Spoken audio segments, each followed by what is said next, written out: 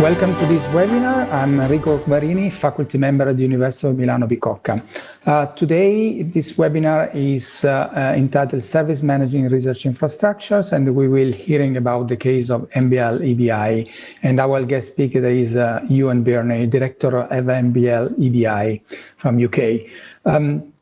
This webinar is part of a Right Train project and a Horizon European funded Horizon 2020 research project, and it's also in part of the Executive Master in Management of Research Infrastructure.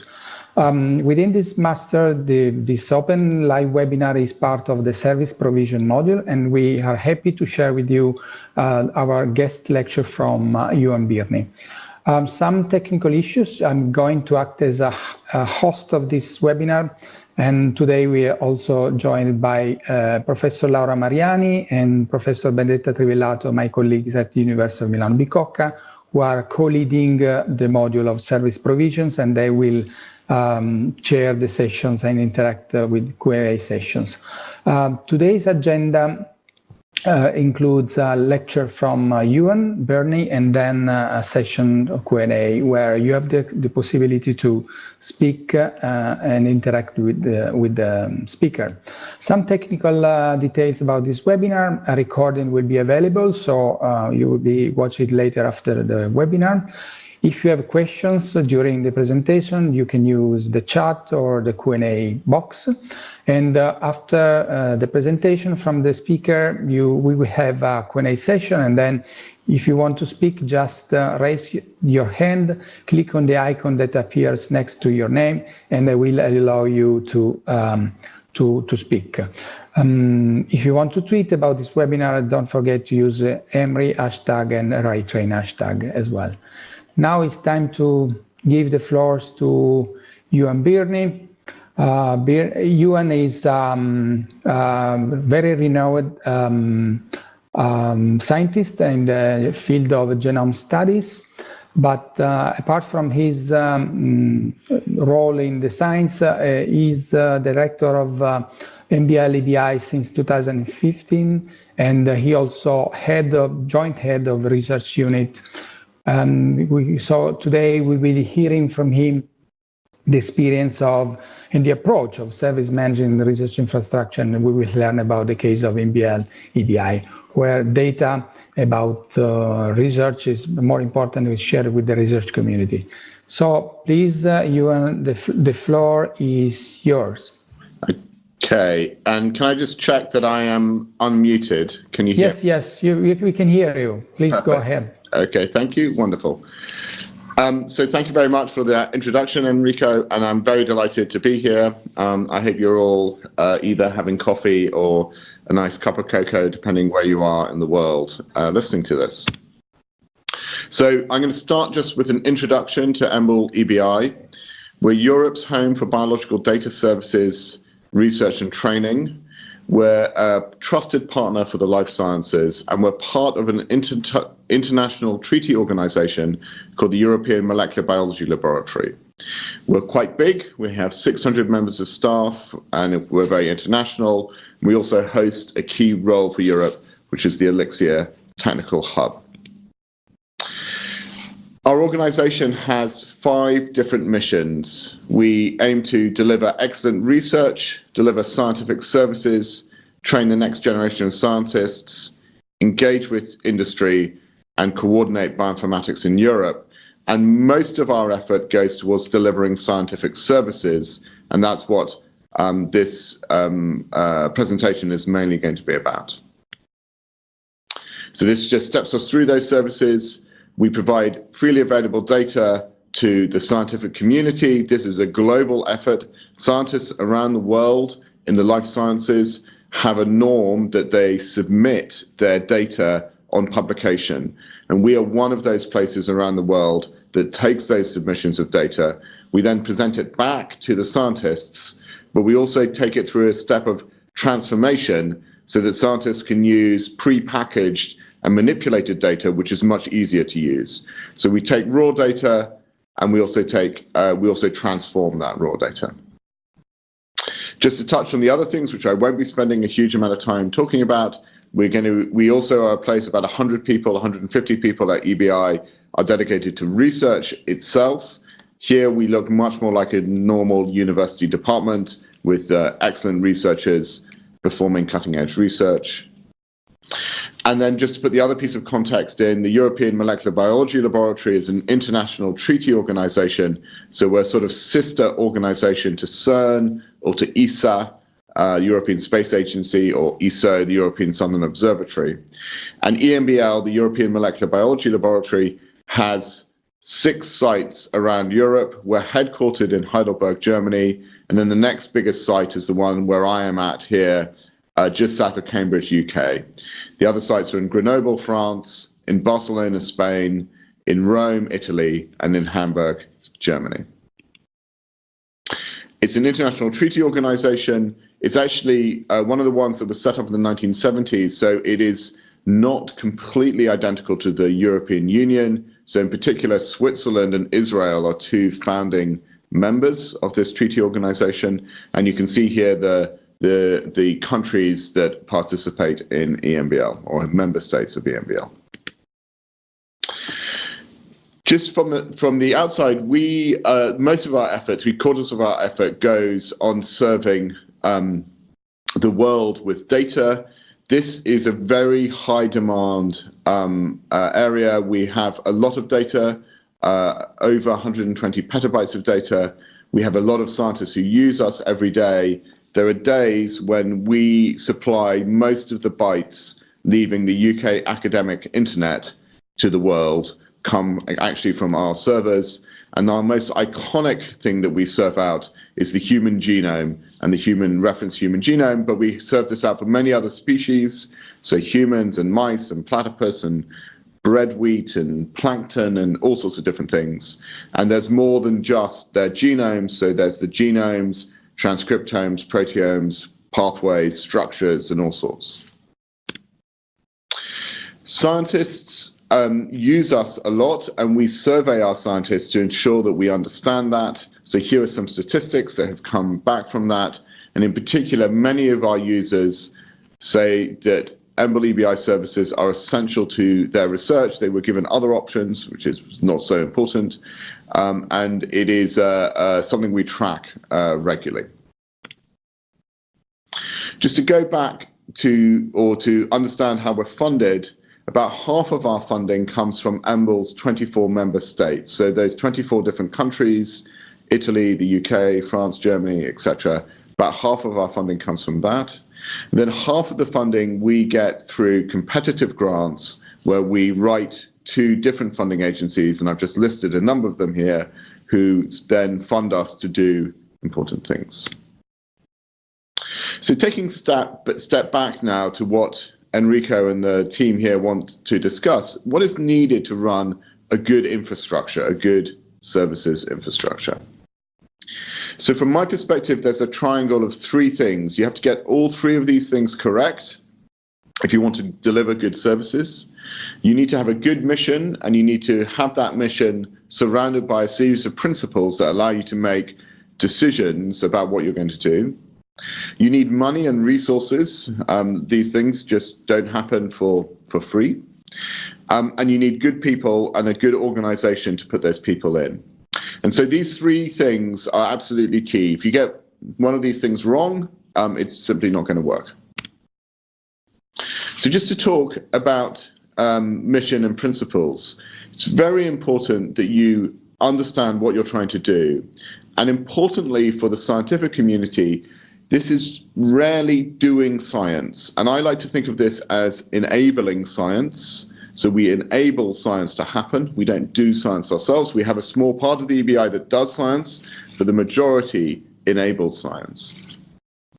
And having made that goal, we have some principles that we ourselves apply inside of EBI. So some of the principles I've written down here: we will not restrict data access to scientists by either location, field, or commercial access. There's an asterisk to that, which is that for human patient data sets, we provide managed access, where the request to get that data set must be consistent with the consent that the patient signed originally. And another principle, for example, is that we work collaboratively understanding our own strengths and weaknesses.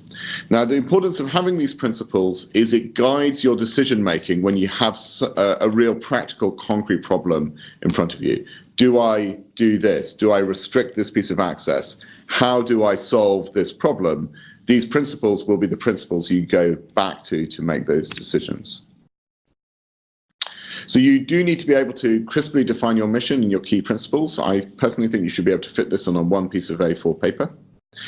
And the people who give you money and the people who have oversight of you should also endorse and support those missions. And something that I've noticed in some other locations is that there's a disjoint between the rationale given to the money and the rationale used by the organization. And that always goes wrong when that happens. And then, as I mentioned, the mission and the principles allow you to make individual decisions easier. So should we apply for this particular funding opportunity? Should we collaborate on this project? And the other important thing is when you set up ways of assessing whether you are being successful, you link that to your mission. So, for example, when we are assessing our service teams, we do not assess them by the number of papers they publish. Rather, we assess them by the number of papers that scientists around the world publish using their data. We assess them by the amount of usage of the data from those resources. So it's very important that you connect your metrics of success to your mission. Otherwise, you will end up with again, a kind of mismatch. So a common mistake in my experience, and I think this is true across many, many scientific fields, is to think that scientific infrastructure should be assessed and organized the same way as science. It's just, I know no case where this is the right. It obviously is a lot about science and involves a lot of scientists, and the goals are to support and enable science. So it's not like this scientific infrastructure is disjoint of science, but the assessment and organization is different. So as I mentioned, this key thing about having metrics on the science that one enables, not, for example, the normal metrics, how you assess scientists. Now, there can be the opposite mistake.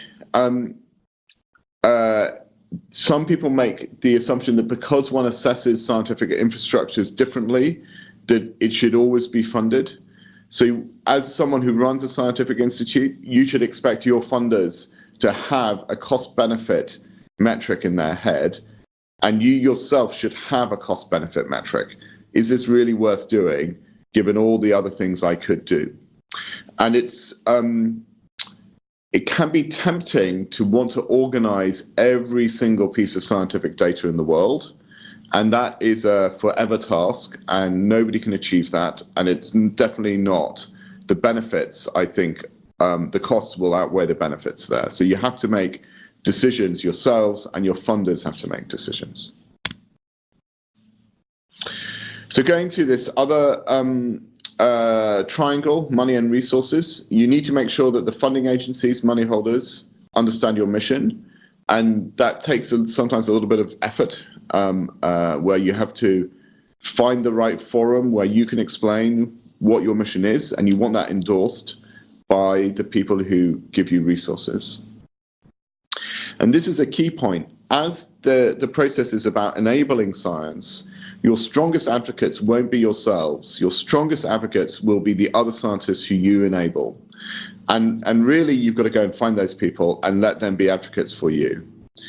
And so when we internally look at what resources we should run, this aspect of having a community justification, so scientists who are not at our institution saying that this will be a good thing to do, is absolutely critical. Even with scientists who say that, it still might not fall in the cost-benefit analysis. But without the scientists who you enable endorsing it, it's a pointless kind of exercise. And interestingly enough, some of these things are very qualitative, but a number of people will be very quantitative, and people who are quantitative will want both scientific quantitation, for example, numbers of citations and papers, and economic numbers. For example, one of the numbers that we generate is the amount of time we believe is being saved by the provision of our resources. And you have to have some empathy with the people who are giving you money, or a lot of empathy for the people who are giving you money, and understand what their thought process is going to be. And there's two quite orthogonal questions. So one question is this activity worth performing? And that justification is from the community, from scientific and economic analysis.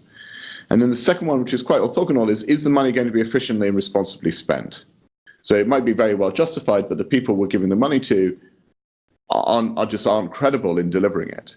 And there you need to think about your organization, your track record, people, and governance.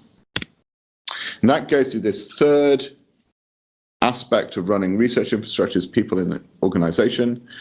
So some research infrastructures have large capital components. That might be computers, it might be synchrotrons, it might be polar research ships, and those often have large price tags and can be quite eye-catching. However, all infrastructures also require good people. So even if most of your money is going on capital, you will still need good managers and good schemes and good governance about the people who manage that capital. But in my experience, most scientific infrastructures, certainly our infrastructure, is predominantly about people. So about 80% of our costs are people, not hardware. And the scientific infrastructure provision needs diverse workforces. So this is sort of, first I'll talk about the skills, the diverse skills that you need, and then I'll talk about other aspects of diversity.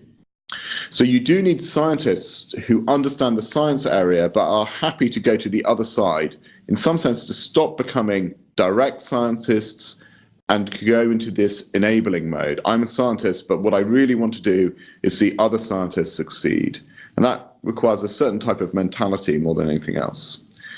Married to that, you need people often from an engineering or managerial aspect with the right skills and the interest and involvement to learn and absorb the science. Now, this trivially can be seen as a spectrum. One is more scientific and one is more engineering and managerial. You will need a spectrum, and it's important to realize inside of running this, neither side is more dominant. Eventually, the people who run this will come from either side in terms of their background. I came from a science background, but I have absorbed an awful lot of engineering and managerial aspects over the years. So that's about skills diversity. Other aspects of diversity are incredibly important. So that goes to gender, ethnic groups, nationality. And as many people have discovered, when you have diversity in these things, it helps your teams understand how to leverage the diversity they have across the team. So if you have a bit of a monoculture, there tends to be, you're more likely to get into a groupthink situation and not be able to find opportunities or miss critical issues. The other thing which is different about science infrastructures compared to running science, doing science, is that the organization usually has to be more hierarchical than science. Now, this is definitely true in biology and molecular biology. In molecular biology, the practice of science has very, very flat hierarchies, very often just a group leader, and then people reporting to that group leader. Inside of delivering science infrastructure, some parts of it will look more like engineering, and there will be more hierarchies in the teams. And hierarchical structures need more HR processes and more management components. So the kind of running of the infrastructure looks different from running a research institute. And a reminder to something I've said before, which is you must align your metrics to your mission, because otherwise your organization will be pulled by the metrics you design to run these systems. This is true for any organization. It's true for scientific infrastructures. It's true for banks. It's true for doing science. But your people are, the hiring people is going to be the most important decision you make. And the thing to do there is to spend time on it and to resource it. And it is often hard to, when you want to build up a team, to really focus on, no, I need the right sorts of people here, and I might have to go back and re-interview, but that's very, very important. So I just wanted to give a couple of examples here. So here's one example. This is one part of EBI. It's called Ensembl. It's a heavily used genome infrastructure. It has the human genome, about 50 other genomes. It collaborates with over 15 groups worldwide. We have a funder, the Wellcome Trust. So some of the money comes from our member states, but actually most of the funding comes from the Wellcome Trust. There's about 45 FTEs in the core and another 15 FTEs, and that can even be bigger, maybe another 30 FTEs associated around this. And there is a senior leader and 5 independent faculty level leaders with very tight coordination of their budget. This is another example, Uniprot. This is very heavily used protein function information infrastructure, and it's a collaboration between 3 different sites. So EMBL-EBI here in Hingston, the Swiss Institute of Bioinformatics in Switzerland, and Georgetown University in Washington, DC. We do have an anchor funder, the NIH, in particular through the NHGRI, the National Institute for Genome Research. And this is about 35 core FTEs at EBI and about an additional 15 more. And there's a senior leader and 3 faculty level leaders in this area, and they coordinate their budget, perhaps a little bit less than Ensembl, but still pretty closely. So those were some examples, and I have deliberately sort of left the floor open for questions. So thank you very much for listening, and I'm very happy to take questions. Over back to you, Enrico. Well, how do I get my screen up? That one. Ooh, stop sharing.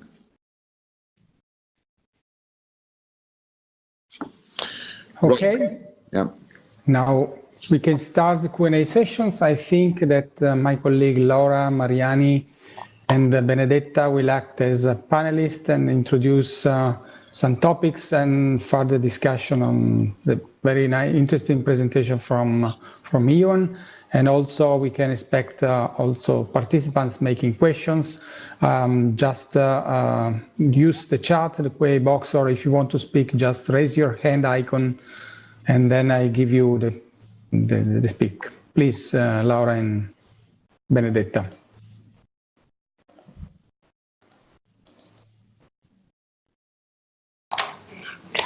Thank you very much, Enrico. This is Benedetta Trevellato speaking from the University of Milano Bicocca. Welcome and a good day. Thank you very much, Ewan, for this very interesting presentation. You gave us really a lot of insights in different directions. So let's see where the discussion leads us, but actually I would like to start with one question which goes back to one of the things you said, that it's very important when you're looking for funding, the community justification, the fact that communities are your strongest advocates. So if we link this to the issue of service design, you also mentioned that you offer both raw data and pre-packaged data. So I was wondering, and I wanted to ask you whether you, among these pre-packaged data, you use some criteria that are linked to some particular communities that are particularly important from different points of view, or for some particular reason. Yeah, so you're absolutely right. So when we pre-package the data, it's obviously the goal is for that to be more useful than the raw data, and to help scientists who are trying to work often at a level where they trust how that packaging has happened. And to gain their trust, we have to work closely with the community that understands that data best. So there's sort of 2 levels of community here. There's one level of community often inside of the subfield. So for example, inside of human genome assembly, have I made the best genomic assembly? Well, there are a number of scientists around the world who are experts at this. They compete. They are, they're friendly, but they also want to be best. And so we need to talk to them and talk to them almost as a community, which is at this point in time, what is the best thing for us to do? So that's one level of community. But why are we doing it? It's not actually to serve those scientists, because those scientists are the experts. They can actually do it themselves, and they will have differing opinions. The reason why we're doing it is to serve the community who aren't experts in genome assembly and want the 2018 best view of the human genome that some experts can make. So we have these two types of community, the community that you're serving and the community that's also you're co-creating the packaged data for this. Now, to ensure that we're connected to both of these communities, we make a virtue of the fact that crudely, every team has to get external funding from another agency for what they do. And when they do that, they have to justify what they're doing. We have a certain amount of core funds, but they normally they're not enough.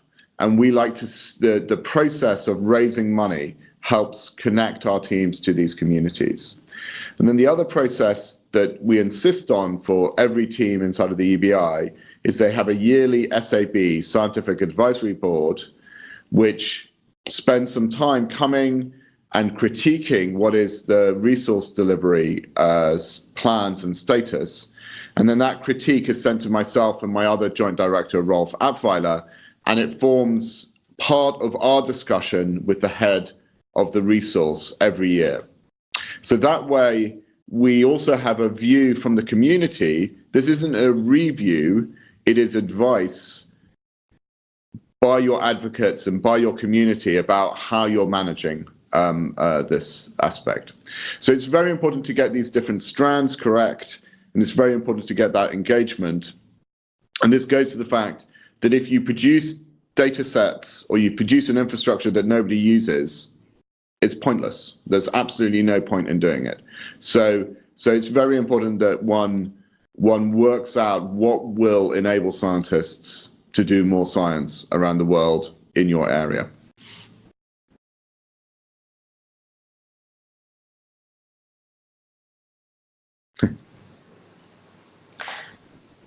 Thank you very much, Ewan. This was very thorough and interesting. I see that there are some questions from the audience. Enrico, if you can help me understand how we can... Yes. We have one question first from Massimiliano Borsani.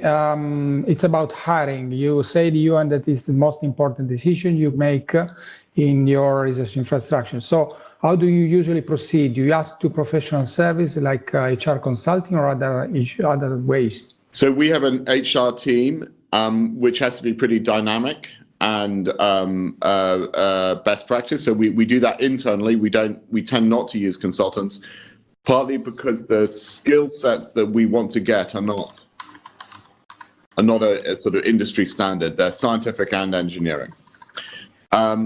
So it's an internal HR function, but we spend quite a lot of resource on it, and it's worth getting the advertising correct, getting the screening process correct, and, for example, being happy to fly people in from very distant places to have the in-person interview.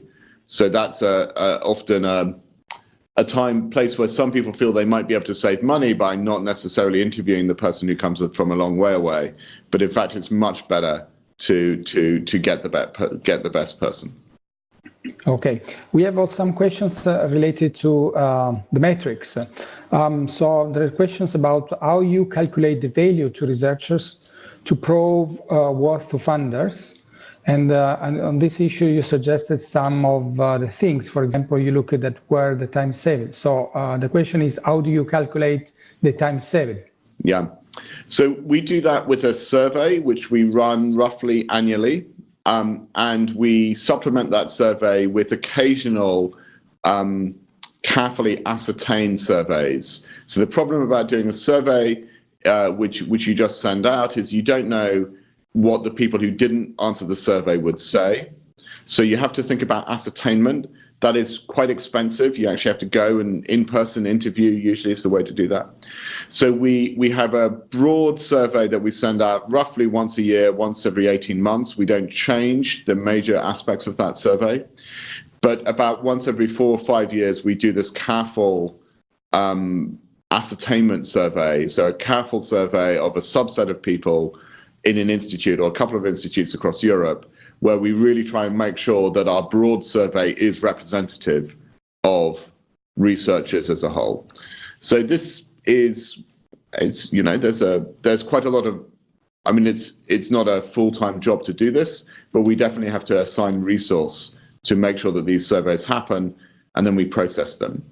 We also hired an external economic consultancy to look at our economic effectiveness, and they used surveys as their major role, but that was an incredibly useful thing to have a set of external economists come and assess our time saved, value for money, and some other criteria. Same on metrics, Ewan, there is some question. Can you share something about how you encourage users to acknowledge the use of the infrastructure in their publications? And same, how you capture the publications of scientists who use the facilities in terms of numbers, details, and so on? Yeah. So it is very frustrating, and we believe that there are people who use us and never cite us, and we lose those papers, and it's quite irritating. We do ask people to cite, so it's quite important that our infrastructures do write papers so that there is a paper that people can cite. And actually, that often happens. It's reasonable. But in addition, we text mine the biological literature, because one of the services that we offer is full text access. We have quite a good team on text mining, and we use them to find the evidence of use of our infrastructure, because the specific terms we use and the specific data items have some very unique identifiers that we can spot. So this might be a feature of the kind of infrastructure that we run, whereas other infrastructures don't have this. But it is possible for us to look in the full text and find papers that don't cite us, but have clearly used us. Okay, now we have a live question from Antonio Villanueva. Now, Antonio, you are available to speak. You are unmuted. Please, Antonio, make questions. Yeah, hello, can you hear me? Yes, very well. Please go ahead. Yeah, hi. First of all, I want to thank you for the presentation. I think it was great, and I cannot agree more with some of the things you say. I especially agree. In fact, what I have is more of a comment than a question, but I hope that's okay. What I especially agree with is with the fact that it's really important to have a clear mindset regarding service provision. And I think that's one of the key issues in research infrastructures, that there's a tension between science production and service provision. Scientists are scientists because they want to be scientists. And it's very difficult to change that mindset into a service provision mode. So in that sense, my question would be, do you think there are any tools we can use for that to happen naturally, let's say? Yeah, I would disagree on that latter point. I think there are a number of scientists who get the service provision mode. And I'm definitely one of them. I'm absolutely one of them. I'm a scientist. I still do some science, but I separate out my science from my service provision. So what I think is the most important thing is not to think there's two cultures or there's a tension there, but to clearly separate the missions of service provision from research science. So just very practically at EBI, some people put their hand up and only want to do service provision. Some people are hired only to do service provision. Some people are hired only to do science. And some people are hired to do service provision, but they ask whether they have permission also to do science. And when that happens, we separately assess that science component, and we separately judge that science component. So their service provision, if they are not good at service provision, it doesn't matter how good a scientist they are, they will not stay as a service provision person. So we assess them in two ways there, the people who do both. But most people actually, I mean, we have many people from a scientific background who are very comfortable doing service provision and love it and are really good at it. And they really feel fulfilled and quite scientific, well, very scientific through it. So I think it's a big mistake to assume that the people doing service provision aren't scientists. They definitely are scientists, but they're doing service provision, or that there's a cultural difference, a big cultural difference between doing science and serving science. But you do need to know what you're being paid for and what you're being judged on. Those are the things that you have to know. Okay, and there are two questions about financial sustainability. You mentioned about long-term sustainability is key. And the question is, how do you manage the continuity of the infrastructure when funding comes often through projects and short-term employment? Yeah. So I think one of the things to realize here is that there are no promises. Even CERN doesn't have a promise forever. So nobody makes forever promises. And although logically, when one sees some of the infrastructures that we run, you can say to yourself, I really believe this is going to be around in 50 years' time. I do. I think the human genome will still be used in 50 years' time, and it'll be important to have databases about the human genome and its information. Although I can say that scientifically, there's no organization that will write me a check for 50 years, and there's lots of good reasons why that is. So I think what you need to do is not try to, I mean, longer is often better, but the more important thing is to match the length of your funding to the natural length of the resource or the assessment periods or the other things. Now, if you're in a science field where you're building a, high energy ring and you're doing these other things, then the funding agencies often have to be in it for a 20-year, 30-year process. They can be, I think, persuaded that that's the case because they have to make that level of commitment. Even then, they're very unlikely to sign the check now for what the funding site will be in 30 years' time, but they will say, we will listen carefully to your arguments. But in, for example, a data infrastructure like ourselves, I can't make that argument, and I don't think I should make that argument. Instead, the argument I make to the funders is, please give us a reasonable amount of time of funding so that we can really deliver what you want. And that's often more than 3 years. Probably the longest piece of funding I've ever had is 7 or 8 years, which is great. But it's tied to that justification of science. But importantly, please recognize that when this funding ends, this area of science is likely to still need support and will still be beneficial to support. So please give me the option, or please be the option for coming back if at all possible. So it's more about, rather than getting long bits of funding, which I don't think any funding agency will do, you more want to go into something where you say, please review me regularly, review me harshly, give me good cost-benefit analysis, but don't think that this should be a single shot thing, because again, in the human genome example, we believe that this is going to be used by scientists in 5 years' time, in 10 years' time, in 15 years' time. Not every funding agency is up for this.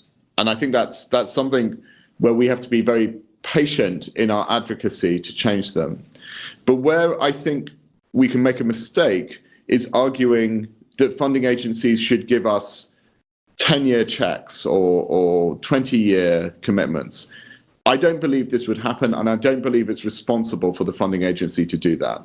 So rather, what's responsible for the funding agency to do is to have a process that supports the best bits of infrastructure at any particular time with the right timings associated with that infrastructure.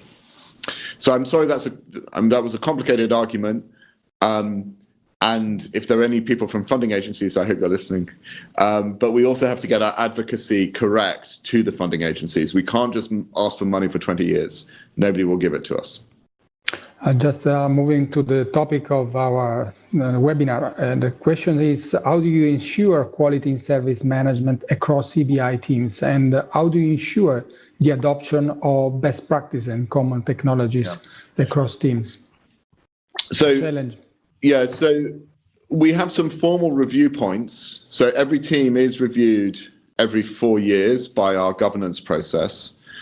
And every team, also the teams that bid for external money, when they, in particular when they rebid for another round of money, they very often effectively are being reviewed on the previous use of the money. So those are the two formal components. But in addition to those informal components, we have this yearly cycle where we now get advice externally from the community about how we are doing, and it's advice, not review. So the yearly process is advice, the 4-yearly or 5-yearly process is review. And the way I often frame that is you want to be criticized by your friends first before you get criticized by people who aren't friendly. So you want to internalize your critics, not because you want to understand the valid criticism that people can make of what you're doing, and you want to be able to react and change so that when you get to review, the real skeptic can feel like every question has already been answered before they even get into the room. That's the goal that you want to achieve. So that's the kind of mindset that we set up. We give a lot of autonomy to our group team leaders to run these things. So we don't spend a lot of time worrying too much about the internal details inside of each team. But remember, this is about a 400-person organization, so there's no way I can understand what's going on across all of that. And it goes to the fact that there's good hierarchy between me and the people who are actually at the delivery process. There's two layers of hierarchy between me and the final resource delivery. More questions?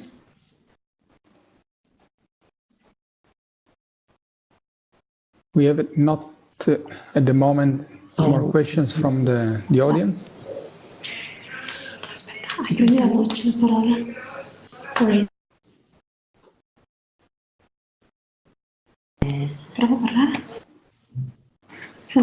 Please, Laura.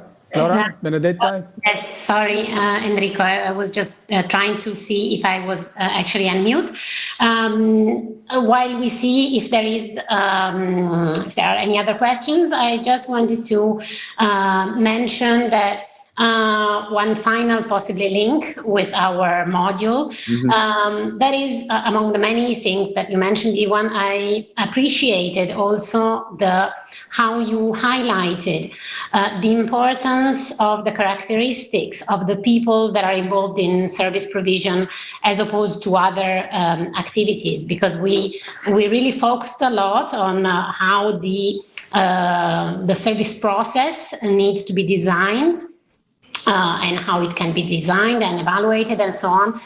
But the role of the people is also very important, because then if you have someone who is very passionate about science or about certain issues, but then doesn't have what is required for some aspects of the service provision process, then also the service provision may be negatively influenced by this. So I think this was also a very important point that you made. Yeah, and just to go back to the person who was talking about this, where I said, there isn't, although there isn't for me there are many people who quite happily can understand when they're doing science and when they're doing enabling science by service provision. There's no doubt that the enabling process does not look like science. in its details. For example, there's a lot more focus on process, on testing, on delivery, on not necessarily being cutting edge, and certainly not trying to do it better than anybody else in the world. So in fact, what you want to do very often is you want to do it, you want to be in the leading pack, you want to have the responsible processing that a good expert would approve of, and actually not take so many scientific risks, for example, when you're analyzing data, and you let scientists take those risks because sometimes they go wrong, and you don't want many people basing their stuff on effectively something that later on is incorrect. And there is, I wouldn't necessarily say there's tension, but there's definitely a gradient from very risky speculative science through to very well-established work, which is so routine that scientists don't even worry about new ways of doing it. It's just part of the furniture, it's part of the system. And so in each of our resources, they often have to judge which things they internalize for this analysis work. But going to the people, I can't stress how important the people are. So it's really, really important. It's much better to have, the right people and pay them 1.5 more than the wrong people and be 3 times as big the team. So there's also a kind of a business there of understanding how you find those people, how you hire those teams, and it's not so easy to find those people, basically. Ewan, I'm curious to ask you, what's your approach to the innovation of service? Yep. So most teams have a part of their service team you would call their R&D component, and they are at this interface where they're looking at what the best of breed is in the community and bringing it in. I think real cutting edge new methods to do a piece of analysis, that's best done outside of the service team. So because the service team has to do it for everybody, and they can't make a stand that their thing is best and force it on everybody else. Sometimes that works out, but you have to kind of do that piece outside of the service delivery. But you do need a team that's looking at the best practice, at current practice, is working with the best scientists and saying, oh, if this piece of analysis, if this is the way to do it in the future, what do we need to set up in-house? And from an engineering perspective, that is your R&D team. Whereas you might call that first bit, we sometimes use the phrase blue skies research to emphasize how much it can fail and how it should be kept separated.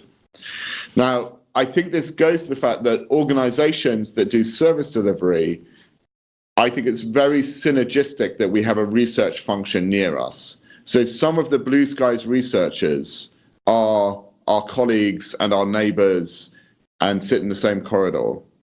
But it's very important that we judge these people differently. We judge the service team for service, and we judge the blue skies research for blue skies research. So there's a lot of synergy there, but it's very important to separate out that metric and that the what success means for them. Okay, more questions? Not at the moment.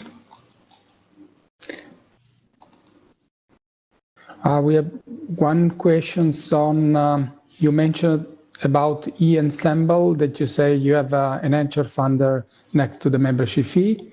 How was this established? At the time of the Human Genome Project, people realizing in the community that this infrastructure was needed. And for a number of us inside of EBI, in fact, I was one of them, saying, we believe that we're a good place to run this. So there was broad community agreement that this research infrastructure was needed. And we suggested that we, in fact, collaboration with another institute, would provide that infrastructure. And we made that argument to the Wellcome Trust, who was very keen on this area of science. So it was wrapped up in the justification of the science, and it was very much part of the community endorsement. We have one question more. How do you establish the trust by the users that your services are optimal? Yeah, I mean, that's basically your reputation. So you just have to deliver that. A very important component, I think, is transparency. So we always go all the way down to the raw data. So if a scientist doesn't trust us at this level, they can go down to this level. If they don't trust us at this level, they can go down to this level. And at some point, we stop being involved in the decisions. We're simply helping scientists talk to each other. So scientists can go from the very highest level all the way down to the very lowest. So any point in that stack can be questioned by a scientist. Now, most scientists, I mean, it's really complicated. Some of the raw data is just, it's hideous and really, really complicated. And so the vast majority of our scientists trust us when they download things. In fact, to be honest, it's not that they trust us too much, but a big challenge often is to show the uncertainty in the data and the uncertainty in your analysis. Very often we know that certain things are likely to have errors, and there's not enough data to eliminate those errors, but there is enough data for you to be confident that there are errors in your data set. That's a very common situation, and that is quite hard to transmit to users because the users want something nice and easy, and dealing with errors is not easy, basically. So they do get a bit frustrated when that happens. And this goes to the fact that we have great training here at the EBI. So we have a training team that focuses on the use of our resources. And it's through, and actually things like this, which, looking at Claire, hello Claire. It's through things like this where people can be trained and understand what things are really solid and what things are errors. You can put these things on the website as much as you like. It makes a big difference when somebody says, be very careful now when you do this, because these are the things that can go wrong. That, again, this is really continuing professional development. In another field, this would be called continuing professional development. So this is training for people at all ages in their career to get the best out of these data resources.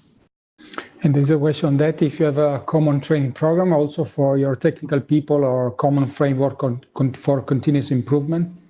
So in fact, we probably do a much better job doing continuous improvement for our users than we do in-house. And that's something that we are building up slowly to have better continuing professional development in-house. So it's something that we're looking at more seriously now. I think that we are almost, the time is almost gone. I think it's time to have a small recap from our panelists, Laura and Benedetta, about the topic discussed today and service management in the case of EMBL-EBI. You want to add something?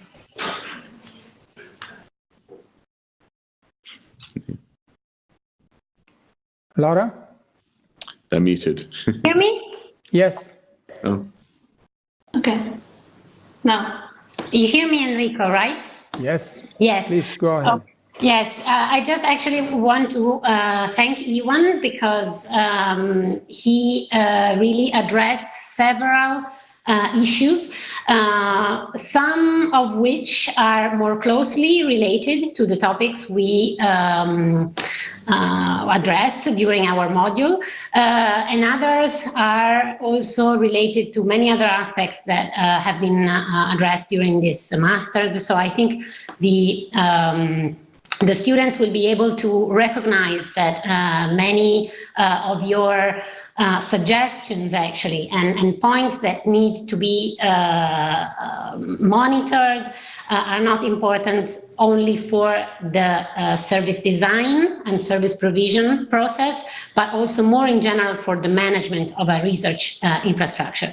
So doing a recap would take, I believe, too long, but I just would like to thank you very much for all this, for this presentation, and also for how thoroughly and completely you addressed our questions and those of the students. Thanks. Thank you. And that's my pleasure. I also want to thank you, Ewan, for your very interesting presentation, for your kind availability to contribute to our project. First of all, I want to thank all of you for joining us today in our webinar. I hope you enjoyed the conversations. We certainly appreciate your participation and attendance. As I told you before, this webinar has been recorded, so you can watch it later on the RI Train website, ritrain.eu. And yes, I wish you good continuations of the day. Take care.